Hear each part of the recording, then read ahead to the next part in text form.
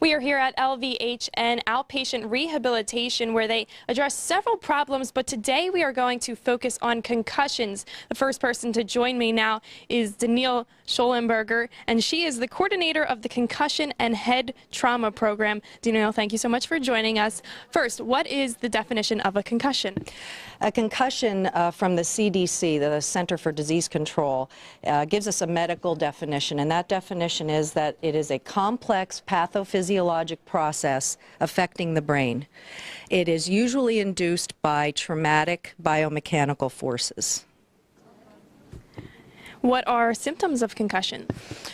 Symptoms of concussions can vary according to the individual affected, but the most common symptoms are headaches, dizziness, vision changes such as blurred vision, changes in hearing such as ringing in the ears, nausea, vomiting, sensitivity to light, which is photophobia, and also significantly there can be changes in memory, or what we call cognition, and thought processing.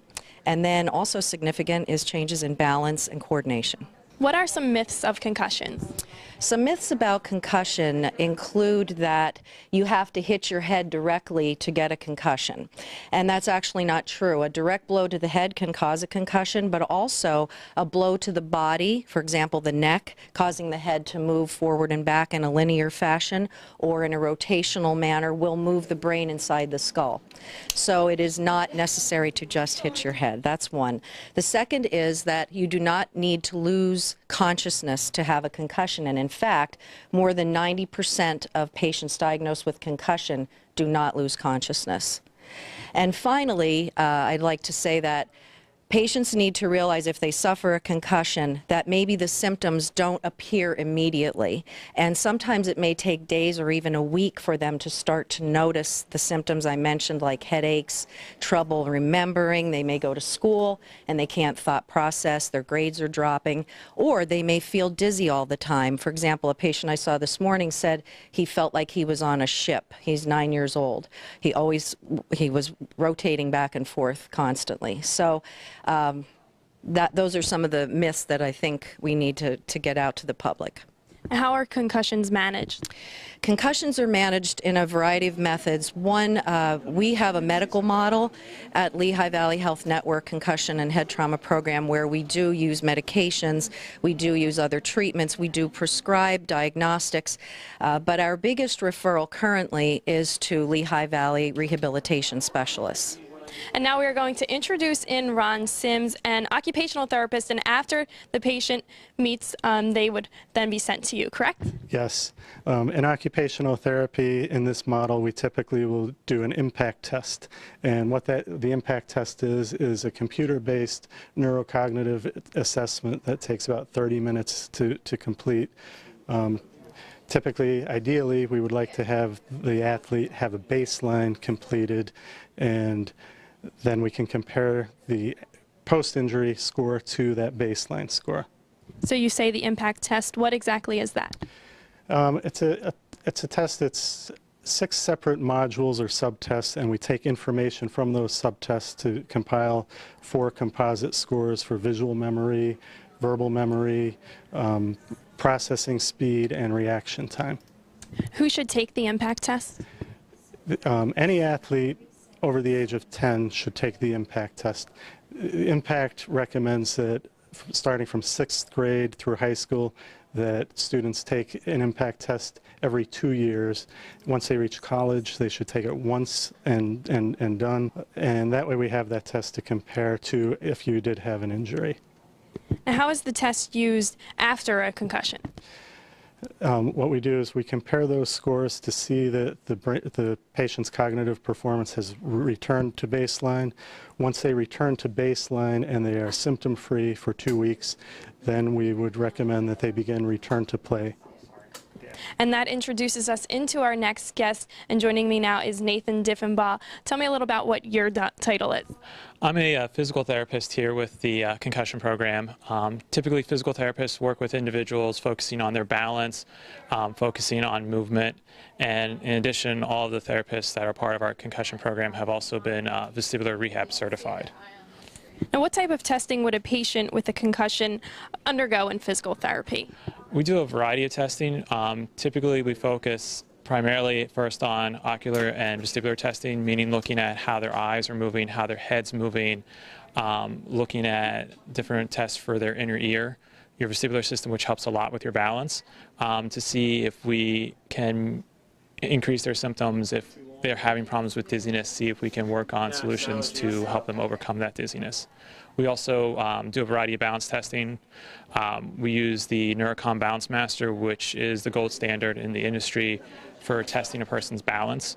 It allows us to compare how well they can maintain their balance under a variety of conditions, what they should be able to do for their specific age. Why is this information important in regards to athletes with concussions? For athletes, the demands that are placed on them in their sports can vary, but they're usually pretty high. For instance, individual that may have problems moving their eyes correctly or coordinating movement of their head along with their eyes, they may not be able to focus on the field, they may not be able to focus on their teammates or their competitors, which would significantly impair their ability to perform at their optimal level. Also, an individual who is off balance may not be able to correctly maintain their balance while they're playing their position. They may fall over. They may also find that they cannot keep up with their competitors. So we may even look at things like standing on one leg, which someone may do, or jumping, which they may also have to maintain their balance during. And then when they get cleared by you, you send them along to Amy? Well, we all work together, actually. The second phase, which Amy's going to talk about, is return to play. So once we move beyond some of their balance and their dizziness issues, we then start the process of return to play so they can get out and back onto the field again. And that is obviously the goal. So we are going to bring in Amy right now. Amy Kerstetter, thank you for joining us. And as we said, the goal is to get them back out and be able to play. So talk about what they would see when they come to you. When they come see me, we look at their symptoms, and hopefully their headaches are managed better now, their balance is better. So depending on what sport they play, we do sport-specific activities to get them back to playing the sports that they were doing. So for example, if someone's a soccer player, we'll do soccer drills, we'll have them doing jumping, leaping, sprints, shuttle runs, we'll do treadmill tests to see if their heart rate gets to a certain rate, if their symptoms are reproduced. We'll put them on the Equitest and do some balance training on there. So depending on what sport they play, we'll try to accommodate that so that they can go back to playing that sport. Why is graduated return to sports important? The reason that graduated return to sports is important is because some of the people with concussion, they start to feel better. So instead of just kind of throwing them back into playing the sport, we want to make sure that they can do that without getting like the rebound headaches or some of the symptoms that would limit them from playing the sport that they want to do. So for instance, a lot of the football players, hockey players out there right now, they have to be able to do certain protocols and stuff to be able to go back to playing the sport before they get contact. And if they, for some reason, were to ever start feeling these symptoms again when they're back out there, they should come back here immediately? Yes, they should contact their doctor, or some of the times they'll still be doing therapy and going back to practice, so we can kind of monitor them and see if they're having symptoms. Well, thank you so much for joining us, Amy. All right, thank you. Welcome back. I want to thank you for joining me each week as I travel to several different areas. I hope you not only learned a lot in the first ever SportsFest warm-up show, but I also hope you have some motivation to eat healthy and get active. There are also plenty of sports showcased if any of them interested you, or to check out any others you would like to get involved in at SportsFest this summer. Visit www.sportsfest.org. I'm your host, Erica Rose. Have a great summer.